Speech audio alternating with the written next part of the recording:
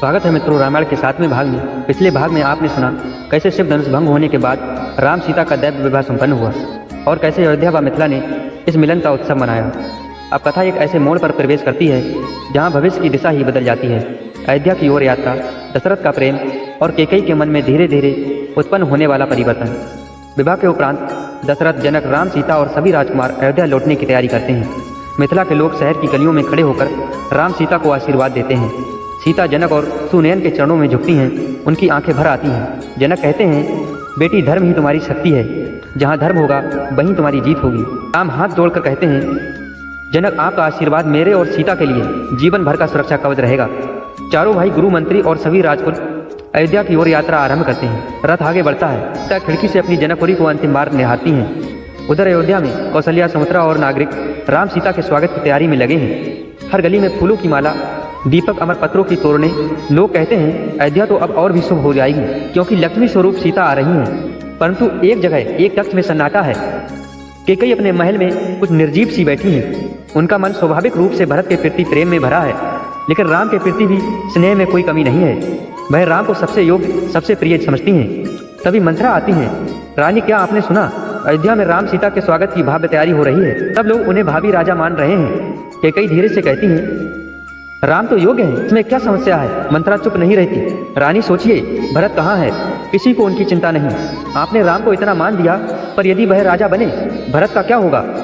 कैकेयी मंत्रा की बात पर ध्यान नहीं देती, पर मंत्रा पहली चिंगारी जला चुकी थी। कुछ दिनों बाद अयोध्या के द्वार खुलते हैं। राम सीता के रथ के दर्शन होते ही नागरिक राम और सीता के नाम के नारे लगाने लगते हैं। कौशल्या सीता को गले लगाती हैं, बेटी आज तुमने अयोध्या को पवित्र कर दिया। सुमित्रा लक्ष्मण को आशीर्वाद देती हैं, बेटा राम की सेवा करते रहना। कैकेयी भी आती हैं, उनका स्नेह राम के लिए बिल्कुल सच्चा है। वह सीता का हाथ पकड़कर कहती हैं, बेटी तुम सौभाग्यशाली हो। सीता मुस्कुराती हैं, माता श्री आपके आशीर्वाद से ही मेरा गृहस्थ जीवन पूर्ण होगा। अयोध्या में कुछ ही समय बाद दशरथ एक निर्णय लेते हैं, राम को युवराज घोषित किया जाए। सभी को यह निर्णय सुसंगत और उचित लगता है।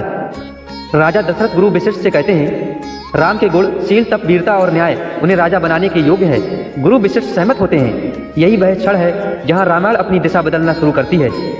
मंत्रा दौड़ते हुए कैकेयी के कक्ष में आती है, रानी राजा दशरथ ने राम को युवराज बनाने का निर्णय ले लिया है।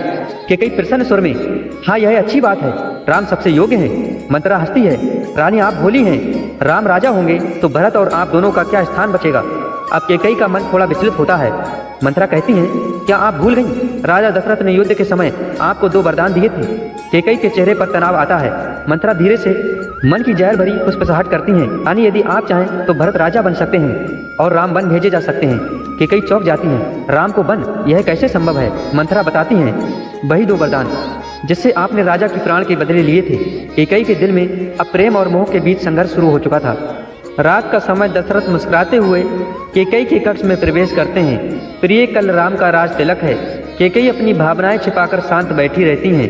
दशरथ पूछते हैं, क्या हुआ कैकेयी, तुम उदास क्यों हो? कैकेयी गंभीर सुर में कहती हैं, महाराज मुझे अपने 2 वरदान चाहिए। दशरथ तुरंत कहते हैं, कैकेयी तुम जो कहोगी वही होगा।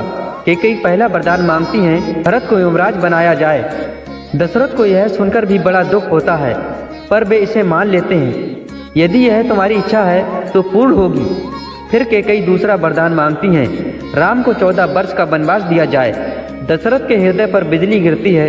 वह कहते हैं, कैकेयी यह मत मांगो, राम के बिना मेरा जीवन व्यर्थ है। पर कैकेयी कठोर हैं, मंत्रा के विष से प्रभावित हैं। दशरथ बेहोशी के कगार पर राम को बुलाते हैं। राम आते हैं, शांत, विनम्र, तेजस्वी। पिता श्री आदेश।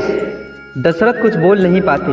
कैकेयी कहती हैं, राम तुम्हें 14 वर्ष का वनवास मिलेगा, भरत राजा बनेंगे। राम बिना किसी दुख के सिर झुकाकर कहते हैं, माता श्री मैं अभी प्रस्थान की तैयारी करता हूँ। यही वही क्षण है जहाँ राम का चरित्र संसार में सर्वोच्च आदर्श बन जाता है। इस प्रकार वनवास की भूमिका पूर्ण होती है। राम तैयार हैं, सीता का निर्णय बाकी है, लक्ष्मण का संकल्प बाकी है और अयोध्या अपने सबसे कठिन समय का सामना करने वाली है। अगले भाग में हम सुनेंगे सीता का राम के साथ वनवास जाने का निर्णय, लक्ष्मण का अटल संकल्प और राम, सीता, लक्ष्मण का प्रस्थान। यह होगा भाग 8, अयोध्या से विदा। जय श्री राम। मैं मिलता हूँ अगले एपिसोड में। तब तक के लिए ध्यान रखो अपना और हाँ, सब्सक्राइब करने के लिए धन्यवाद।